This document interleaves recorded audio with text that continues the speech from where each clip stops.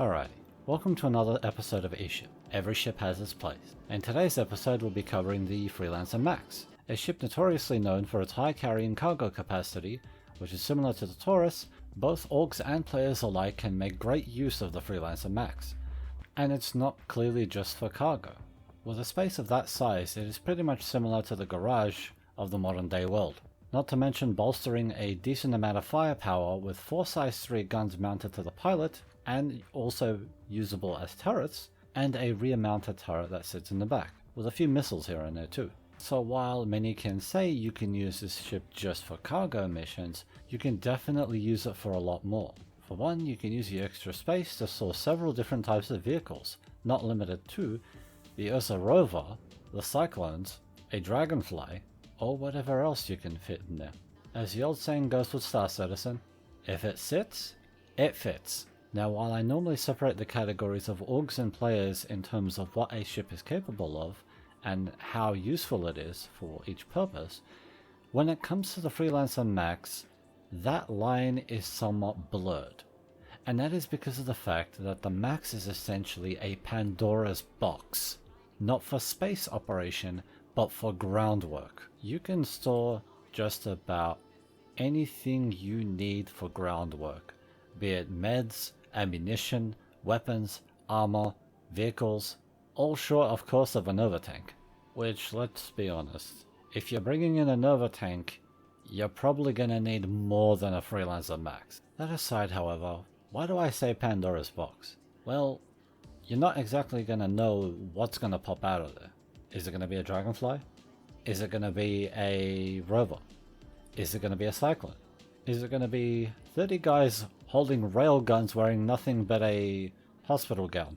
The choice is up to you at the end of the day, essentially. As much as I would love to put those ideas into practice, I am only but a one-man crew here. So all I can do is just anything on my own practically. But yes, essentially the choice is yours what you want to put in there, and you can get as creative as you want just to practically leave your enemy guessing. Unless of course they somehow scan you before you can do anything. Now in terms of space combat, where the MAX lies is definitely on the short end of the stick when it comes to PvP. The reason for that is the poor visibility from the cockpit, maneuverability that is nowhere near what fighters can do, and the fact that there are some pilots that can just leave you spinning around constantly not able to fire back properly. But then again, I am no expert in PvP, so do not let my words hinder you from what you can and cannot fight. That essentially comes down to the skill of your enemy and the skill of your crew, if you have one. And in terms of PvE, you can fight anything short of a hammerhead. You can fight Valkyries, you can fight Gladiuses, you can fight Vanguards, you can fight Hurricanes. Go nuts. I pretty much do it on the regular with my bounty hunter work. But let's get a little theoretical here for a second. Let's say CIG added a couple more features that would make this ship even more interesting. And that is, aside from carrying a ridiculous amount of supplies, which would normally be in storage and not physicalized, what if you had modules you can carry with you? Now I understand that some ships have medical beds, they have cryopods, they have prisoner cells, they have gun racks, armor storage, so on and so forth. Now, what if you could have these as a separate entity for field deployment? Once you do something like that, all of a sudden, the MAX looks a whole lot more interesting. Now, don't get me wrong, this will not take away the features from other ships. On the contrary. Why?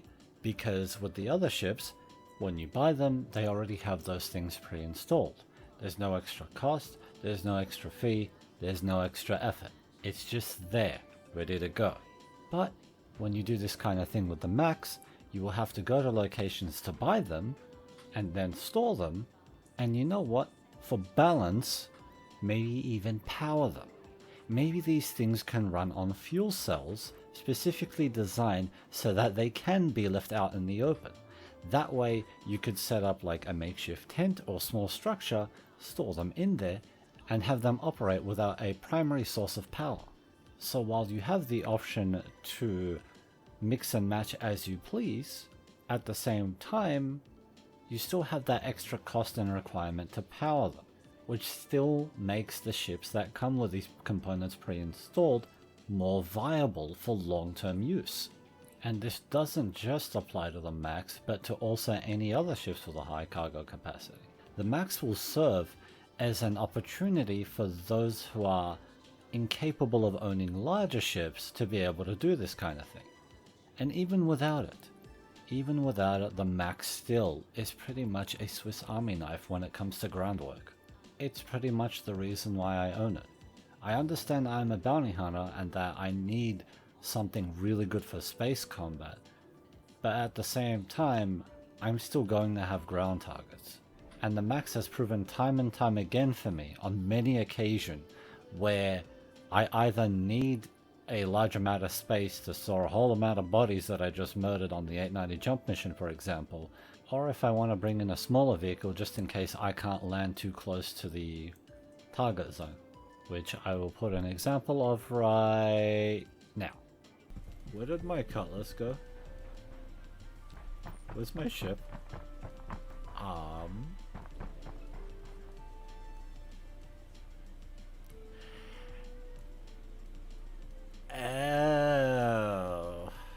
So to conclude this episode of Eship, what can we say about the Freelancer MAX? What is its place in the verse? Well, I can definitely say it is much more than just a cargo ship. It's a ship that definitely gives you a lot of leeway to get creative as to what you can put in there and what you can do with it, be it on your own or with friends. It's honestly a ship for just about anyone that's willing to pick it up and put a use to it. A true Swiss Army knife, and a ship I wholeheartedly enjoy owning. But yeah, that was all for this episode of Eship. I hope to see you guys on the next episode, and if you want, or if you haven't yet, have a gander at the older episodes. And don't forget to hit like and subscribe if you enjoyed the video, or dislike it if you dislike, up to you. But yeah, that's all from me. Ciao for now.